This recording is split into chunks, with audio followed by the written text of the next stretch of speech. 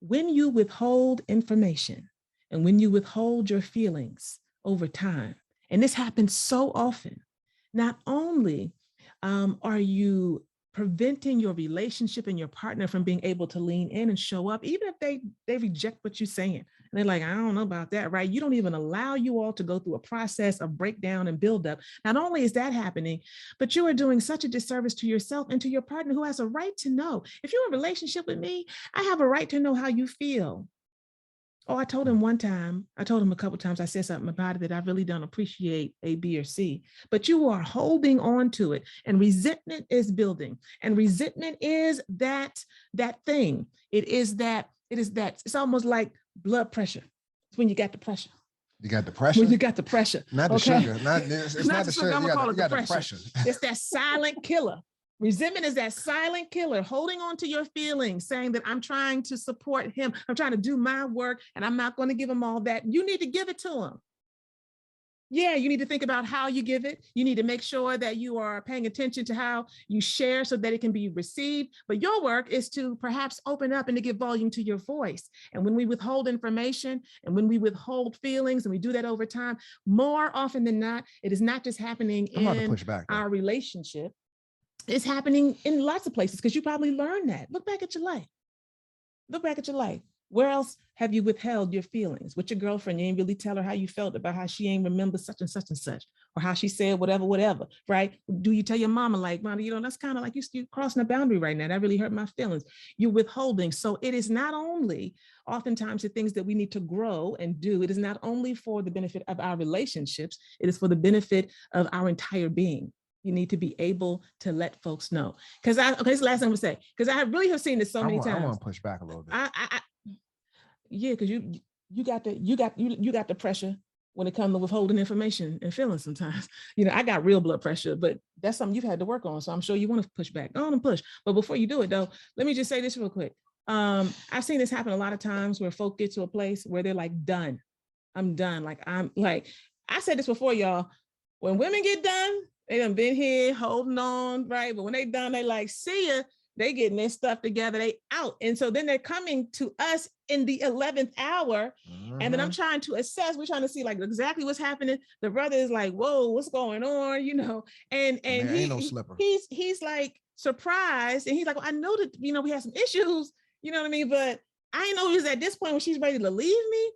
And I have to look at her, and I'm only saying, this could be either way, right? Man or woman in either position. I have to look at her and say, so you shared some of your concerns and you shared over time, but have you really put it forward? Have you really been persistent and consistent at putting it forward? Have you really given volume to your voice? Have you put some boundaries down and said, no, this is not working. I told you that last year and I told you that last week. Have you really done that? And a lot of times the answer is really no.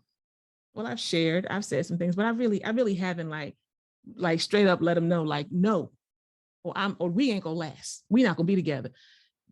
That's hard to do. It's hard to do, So then they get to this place where they're done and you bouncing, and I'm like, dang, like you could have been sharing your feelings all along. What do you have to lose? Share your feelings all along. Be honest and hold space for yourself. And either your partner will show up and y'all will go through some breakdown and y'all will get it back together and keep on moving. Like, damn, that was hard as hell, but we be on it, okay? We be doing our work. Or they're going to be like falling down and you're going to keep rising and they're going to fall to the side and it's going to be painful and then you're going to split up. I mean, I'm just saying. But either way, you make a progress.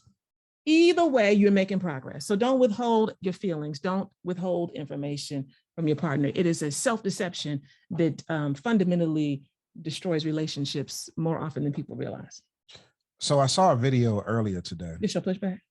Yeah. Okay. I mean, it's a pushback, but I mean, we essentially are going to arrive in the same place at the same place. Okay. But I want to push back or really just lift up a different perspective and see how you respond. Okay. So you're asking me to share my feelings, but I don't share my feelings because I don't feel like I can talk to you. I don't feel like you receive or you hear my feelings, or you might make a face, or you got some judgment, or you get upset with whatever it is that I'm thinking or feeling. So that's why I don't share my feelings. What are your thoughts about that? That's not good enough reason. That's not a good enough. That's not an excuse. I definitely have compassion for that, and I understand that. But to even say what you just said, right? If you find yourself in that situation, you can say, I really want to share with you. And actually, I know I have to share. Like, I got to tell you what's going on with me. But it's a struggle for me a lot of times. Because I just don't, maybe, I don't like getting into all of this, but mainly because of the way you respond to me, right? You could write it down, you could put it in a note, get a card from, what I'm saying, the CVS, and write a little note in that joint and say, I need you to be able to listen to me. Whatever you have to do is still your responsibility, not your partner's responsibility. Their responsibility is to show up appropriately. If they don't show up appropriately, then your responsibility is to reflect back to them, this isn't working for me. No, I don't like this. I was talking to somebody the other day, and they were saying, oh, it was a check-in. And then I can't remember exactly all the details, but she was talking about how it's hard sometimes to talk to her partner, and that he will overtalk her or kind of get him off like the topic, what I'm saying, and like bring up other stuff and deflect, and is really defensive and that kind of thing. And she is particularly soft-spoken. And she said, I don't really know what to do with that because it happens so often. And I said, well, just stop talking. To say, at some point, you have to have a conversation outside of like something that you all are like getting into it, or y'all are expressing yourselves around, and say, for me, because I'm really trying to grow, I do want to be able to be here for you and listen to you when we're having these types of conversations. And I want you to be able to do the same thing. And, I have come to the point where if you're not listening sometimes, or you're cutting me off, or you don't say, you don't fall back, because we both should talk, because most people are not going to say, no, I'm the only one that's supposed to talk, then I'm going to stop the conversation. And then you do it. You just stop it. Oh, you're not, I have to stop this conversation, right? They can start cutting you off and you'd be like, wait a minute, let me finish my thought. I want to finish what I was saying, right? Then they keep going. Yeah, I can't finish. I used to have done that with me a few times back in the day. Mm-hmm. I was like, oh no, yeah. He didn't. He just like, I'm stopping this conversation. And just walked on out the room. He wasn't rude. He wasn't nothing. And I just sat there with myself like, okay, I guess I gotta like breathe and, what I'm saying, pipe down a little bit. So it still falls on you to, you gotta do your part. I really want y'all to really hear that. And so for the people who are on Instagram and YouTube, y'all won't know what I'm talking about or what we're talking about, but somebody in our Blam Facebook group, actually in Blam Core, well, it might have been in the general group, but Reggie and Naeem, they posted this video clip, and I don't think that you've even seen it. But I asked that question because the brother was expressing a similar sentiment. And when I saw it, the passion, the pain, is both of those are palpable. Mm-hmm. And so I respect it. And at the same time too, as I expressed in a video that I did yesterday, you still got a responsibility. You still got a responsibility. And so here's the thing, like language is extremely important. It's not that you can't talk to her, it's that you won't talk to her. Mm-hmm.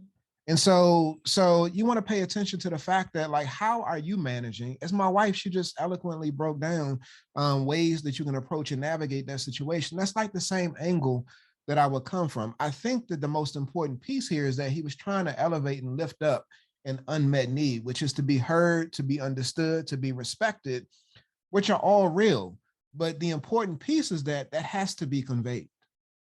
And so you want to be extremely careful in blaming your partner for what's your responsibility. Come on now. Yes. You want to be careful about that, because that's a form of self-deception too. It's not your wife's fault that you're not talking. That's right. Unless she's running away from you and she closing her ears and she's like, nah, I'm not listening. But that's not what's happening. Now you might say, but that's my perception, but that's not what's happening. That actually gets into self-deception. That's another form of self-deception. And so again, just because there's some level of resistance, it doesn't negate you from your responsibility. Pursue, express, open up, reveal, unveil what the unmet need is. But it's your responsibility to lift that up, I'm not saying that it's easy. I'm not saying that my wife, your woman, your man doesn't have a responsibility as the receiver. It doesn't negate them of their responsibility either. But again, her work is her work and your work is your work. Your work is your work and his work is his work. Pay attention to that, y'all. Pay attention to that and don't blame the other person for you not doing your work and what your responsibility is.